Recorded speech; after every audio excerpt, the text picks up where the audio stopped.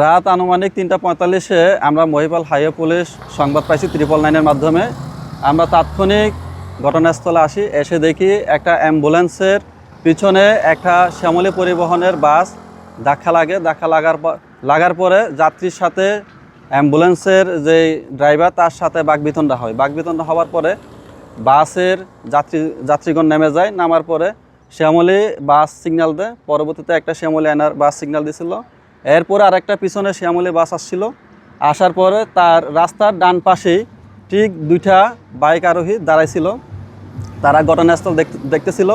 পিছনে আরেকটা দয়াল এসি পরিবহন স্লিপার বাস এমন সজোরে আসছিল, সে গতি নিয়ন্ত্রণ হারিয়ে বাস সামনে থাকা যে তিনটা বাসকে সজোরে ধাক্কা দেয় এবং দুইটা যে মোটরসাইকেল ছিল, দুইটা মোটরসাইকেল বাসের নিচে চাকা নিচে পিষ্ট হয়ে যায়। পিষ্ট হয়ে একটা বাস এই মোটরসাইকেল আরোহী ইনস্ট্যান্ট জায়গার মধ্যে মারা যায়।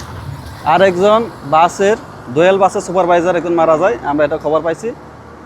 তাৎক্ষণিক ফেনী জেলা পুলিশ এবং ফায়ার সার্ভিস টিম উদ্ধার কাজ সম্পন্ন করার পর আমরা যাত্রীদেরকে অন্যান্য বাসে তাদের তুলে দিছি এবং তাদের মালামাল বুঝিয়ে দিছি।